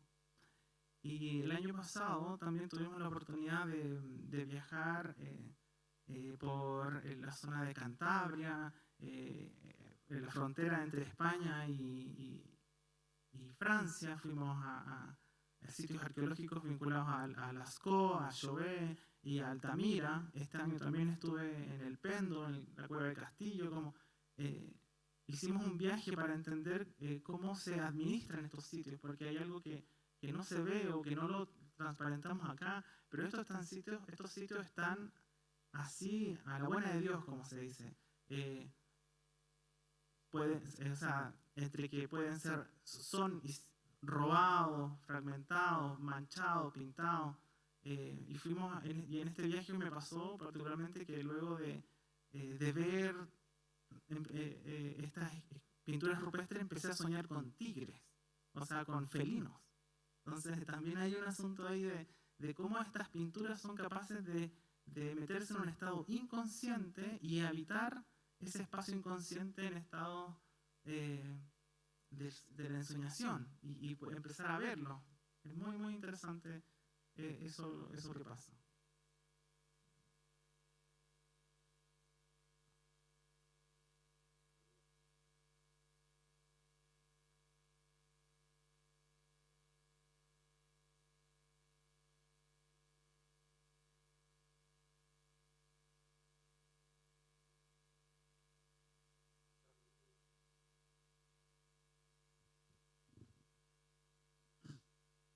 Hola, bueno, aprovecho que ya que me llegó el micrófono. Muchas gracias por la presentación, muy interesante. Tengo una observación en general, pero en particular sobre una de las cosas que mostraste, Sebastián. Mostraste un montón de imágenes donde superpusiste este típico caracol, ¿cierto? Que sigue el Golden Ratio sobre las imágenes.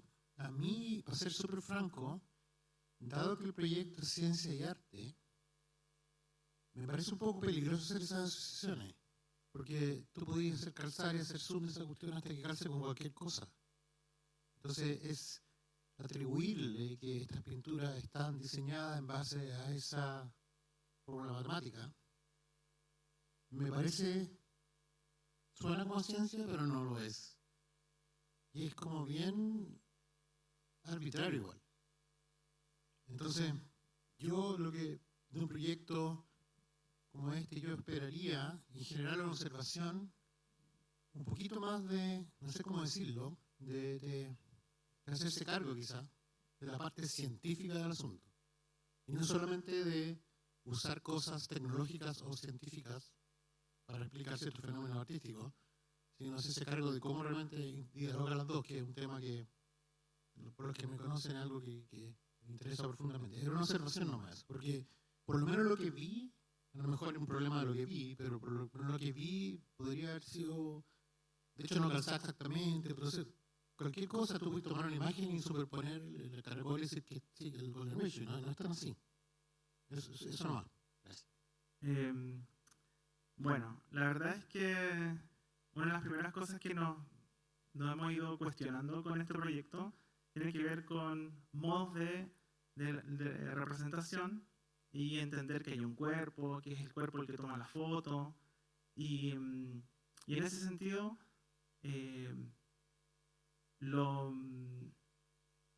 cada una de esas imágenes están hechas con mucho rigor, ¿ya? Y respecto del rigor planteado, primero, nacen de ejercicios especulativos, evidentemente del reconocimiento de que hay ejes, ¿ya? Y esos ejes están dados por la geomorfología de la roca. Entonces, si cada una de esas zonas son ubicaciones de lo que hemos ido mencionando, como por ejemplo la posición del cuerpo. Es decir, que hay determinados lugares en donde ciertas pinturas se ven y otras no. Y en esos lugares donde uno concentra la mirada y puede reconocer ejes, ¿ya? Como por ejemplo ejes verticales, horizontales y diagonales. Entonces lo que yo hice especulativamente era qué pasaba si en esos ejes apoyaba ejes de proporción y empezaban a vincularse, ¿ya? Y en ese sentido, el arte rupestre en esas zonas solo está ubicado en esos espacios. Entonces, en ese sentido, lo que se está poniendo en juego ahí es la ubicación, es la perspectiva, es decir, que estoy en este lugar y reconozco que hay un espacio más pequeño que el otro y me hago la pregunta si es que acaso no es aplicar esta grilla desde mi ojo humano ahí, sino que es simplemente ver y entenderlo, porque realmente si me acerco, el brazo es capaz de conectar este movimiento quizás con otro movimiento, ¿ya? Entonces, en ese sentido, eso es un poco lo que ha estado motivando a hacer esos ejercicios especulativos, pero con todo el rigor que significa, ¿ya? Y en ese sentido, cada una de las imágenes que mostré dan cuenta de un punto de vista en donde la expresión rupestre se ve en su plenitud, ¿ya? Y porque hay una de las cosas que nos hemos estado dando cuenta de que cada una de estas piezas en realidad están apareciendo y desapareciendo constantemente. Sobre todo porque, como son grabados, en su mayoría, la luz les incide y afecta de manera muy distinta conforme pasan las horas del día. Entonces hay momentos en los que no se ven y hay momentos en los que sí se ven y hay lugares en los que se ven súper bien. Entonces, en ese sentido, por lo menos las imágenes que yo mostré tenían que ver con por lo menos 3 principios con los que funciona el dibujo, que es la proyección de esquemas. Pueden ser áureos, pero también pueden ser otros, ¿ya? Pueden ser múltiples. En este caso encontré esa posibilidad, pero tienen que ver con el ejercicio de cómo a veces el ojo entrenado en relaciones de proporción es capaz de verla. Y no es ningún tipo de especulación y sí hay rigor en eso. Y bueno, la invitación es que estemos atentos a lo que se viene en el futuro, porque seguramente sí vamos a poder compartirlo de mejor forma y convencerte.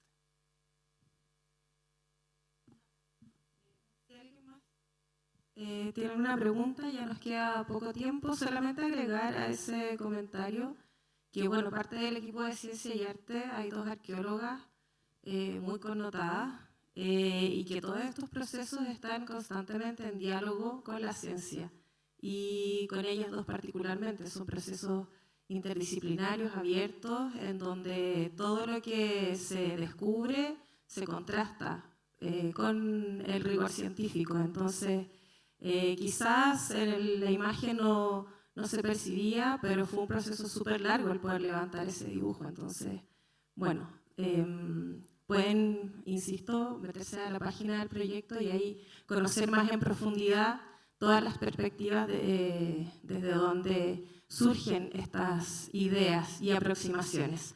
Nos queda tiempo para 2 preguntas más. ¿Ahí?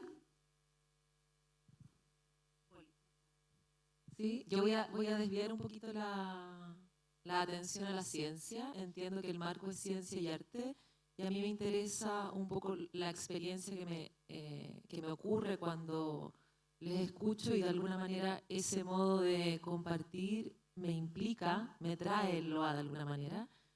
Y desde ahí me parece, y lo digo porque me interesa la perspectiva artística, y quizás esa perspectiva artística en esa atención, en ese espacio afectivo, evidentemente, pueda levantar otras epistemologías que nos permitan atender a cosas que quizás desde la ciencia o desde otros ámbitos no podemos. Es una pregunta muy, que se me apareció cuando vi a la Geo moviéndose y también dibujando. Si es que hay dentro de esas apariciones lo colectivo en ese modo de hacer, porque, claro, veo a la Geo como una persona, entonces me imagino si esa posibilidad colectiva de vincularse, dibujar, tiene que ver con que, claro, es una danza, una performance, un dibujante, o si es que ya hay antecedentes que les permiten como tener esa cercanía, que esas maneras se diseñan más personal, o si es que también pueden diseñarse colectivamente y esas apariciones han ocurrido. ¿Voy? Bueno, ahí tú complementas, Seba, pero sí, justamente, y a propósito de lo que quería comentar por la pregunta anterior, ¿no? que creo que podemos pasar por ahí también, algo interesante de lo que pasa al poner a artistas a investigar estas cosas, ¿no? En estos terrenos donde normalmente los artistas no estamos, ¿no?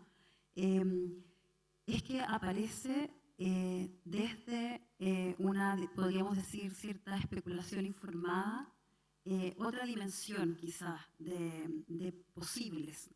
Entonces, en ese sentido, un proyecto de este tipo, yo creo que lo que está levantando no es o no pretende hacer una reconstrucción de un pasado en términos de poder tener certezas en relación a cómo se realizaron estas producciones, pero sí levantar una serie de posibles que emergen en la medida que estamos ahí poniendo el cuerpo y entendiendo cómo esta relación con la materialidad del lugar nos indica ciertas cosas.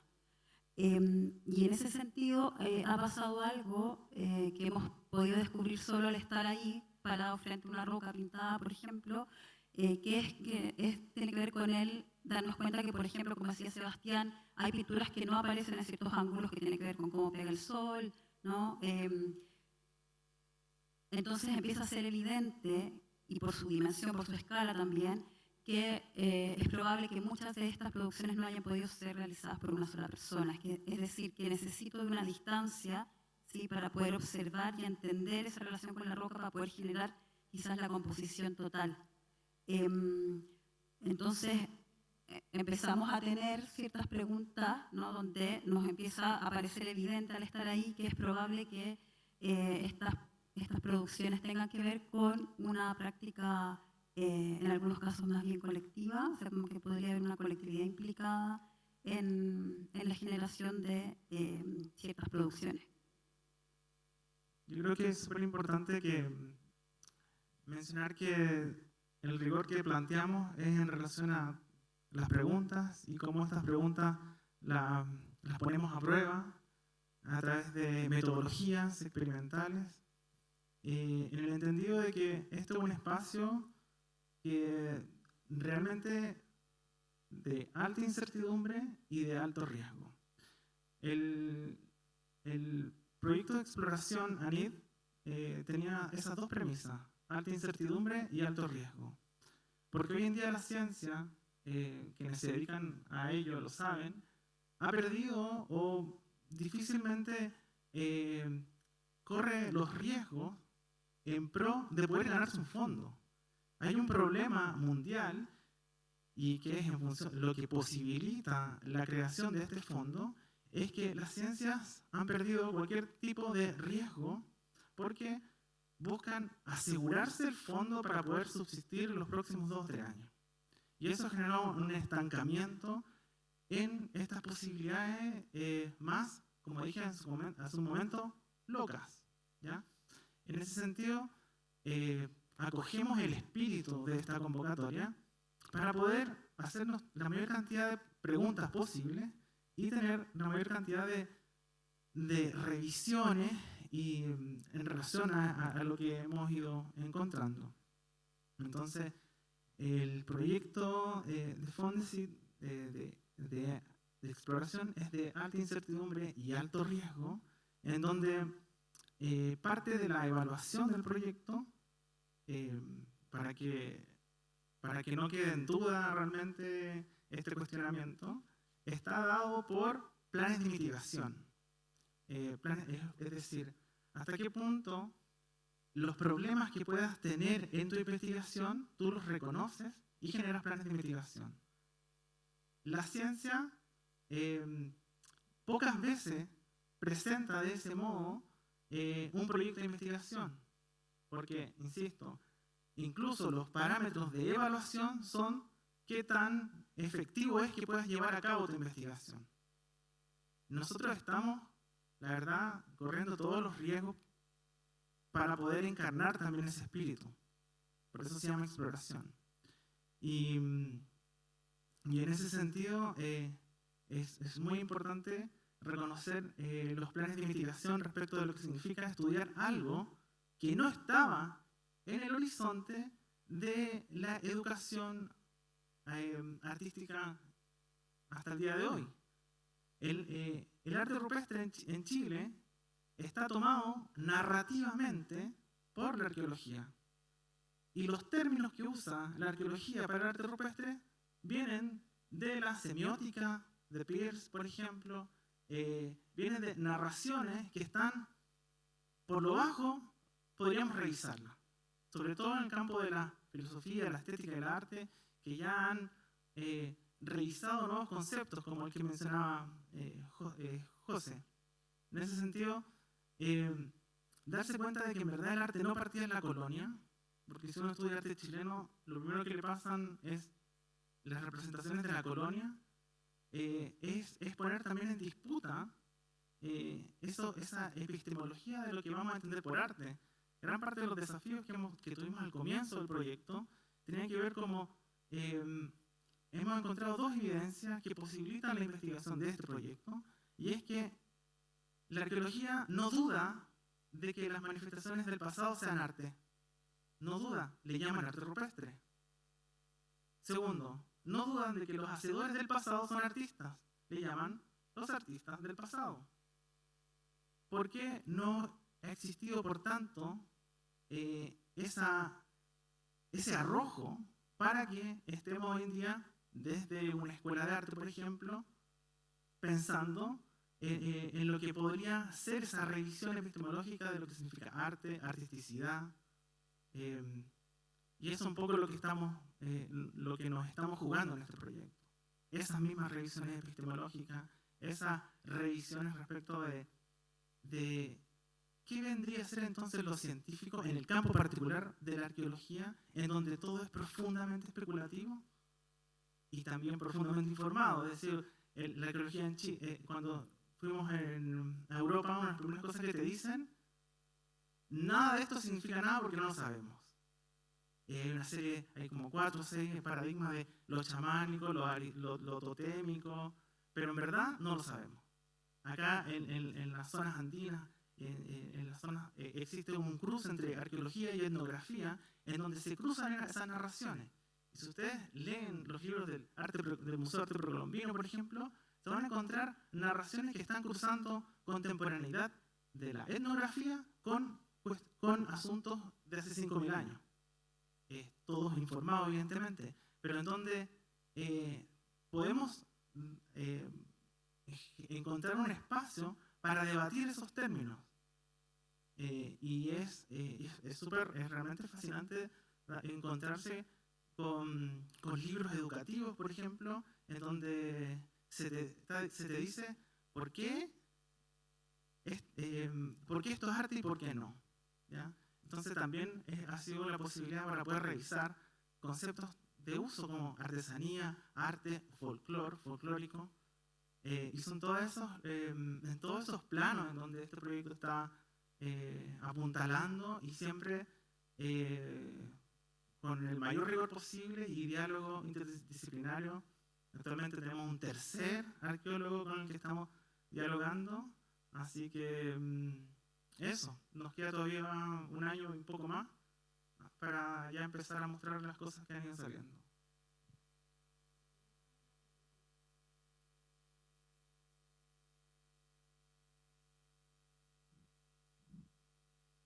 Es que faltó responder. Es que ella hizo una pregunta que me parece clave, que tiene que ver con lo colectivo del proyecto y con la interdisciplina, que es algo que no se percibe en esta presentación, pero creo que es súper importante que alguno de ustedes lo releve.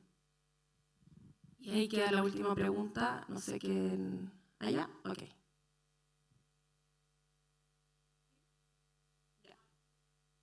¿Sí? Ok. Solo acotar a lo que contestó Geo respecto a eso, que por lo menos a mí en lo personal, yo partí diciendo en la ponencia que yo estaba muy agradecido de poder, no sé con qué palabra lo dije, ¿no? Pero estaba muy agradecido de poder compartir con este equipo, porque me parecía que un equipo, para mí ha sido muy enriquecedor trabajar con Sebastián, trabajar con Gloria, trabajar con Milena, trabajar con Naomi. Creo que aprendí un montón, digamos, porque efectivamente uno de los problemas que nosotros tenemos dentro de la formación artística en Chile, pero en general además dentro del desempeño artístico, es que la interdisciplinaridad es un tema que está acotado a ciertos territorios interdisciplinares. El teatro, la danza, lo interdisciplinar tiene que ver con lo escénico, va a haber alguien que hacer luces, va a alguien a hacer música y ya, pero el producto es un producto, ¿no? O una coreografía, una obra de teatro, etc. O sea, hay como territorios súper acotados de la interdisciplinaridad, donde también está acotado el diálogo interdisciplinar a eso, ¿no? Entonces una exploración realmente honesta, transgresora, ¿no? De riesgo entre disciplinas es muy difícil de sustentar, muy difícil de crear el espacio para que eso ocurra. Y eso es de lo que yo estoy muy agradecido, ¿no? Ahí también hay un poder colectivo de mucho diálogo, de mucho contraste, de mucha conversación en donde vamos nosotros cruzando nuestros saberes en la medida de que lo va necesitando el objeto de estudio, ¿no? Y eso es fantástico. Sí. Bueno, la última pregunta solo para complementar, yo creo que también mucha convivencia, que es algo que particularmente se puede destacar de este proyecto y que ha fomentado su directora Milena Gras, de estar constantemente todos trabajando juntos, independientes de los años de experiencia, de las disciplinas de las que proviene cada cual. Realmente hay un diálogo transversal, horizontal, colectivo, un espíritu de exploración, de investigación, de aventura.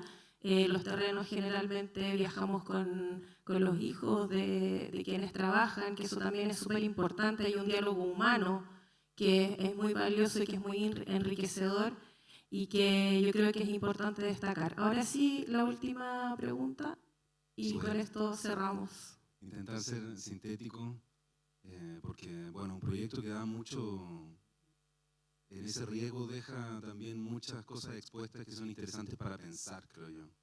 Se podríamos estar pensando mucho rato. Pienso que también hay un riesgo epistemológico, que en el fondo no solamente esa frontera entre ciencia y arte y pensamiento siempre deja cuestiones para replantearse también, cuáles son como los cimientos desde los cuales intentamos conocer, y ahí hay una cuestión epistemológica. Yo trabajo en la relación esa entre arte, memoria y territorio, ese campo que me apasiona hace mucho tiempo. Y ahí, claro, pensé, voy a dejar eso para pensar después, por ejemplo, que hablábamos mucho de paisaje, o se habló mucho de paisaje, y ahí para seguir reflexionando la diferencia, por ejemplo, entre un paisaje y un territorio, pero pensando que son territorios que tienen que ver con la ancestralidad, con nuestras ancestralidades. Quisiera mucho saber cómo piensan el diálogo, en el fondo, con el pensamiento de los pueblos originarios, ¿no? Que habitan esos territorios, que son parte de esos territorios, que transitaron esos territorios desde hace mucho tiempo. Cómo ese marco epistemológico, ¿no? Que generalmente en la academia chilena es muy centrado en lo que se piensa desde Europa, Norteamérica, como ese campo epistemológico también que tiene que ver con los pueblos originarios dialoga también con el proyecto. En esa relación, por ejemplo, cuerpo, memoria, territorio, es una pregunta que me hacía para seguir pensando y felicitar el proyecto también por el riesgo que propone. Muchas gracias. ¿Cuál es tu nombre? José Miguel. José Miguel, muchas gracias.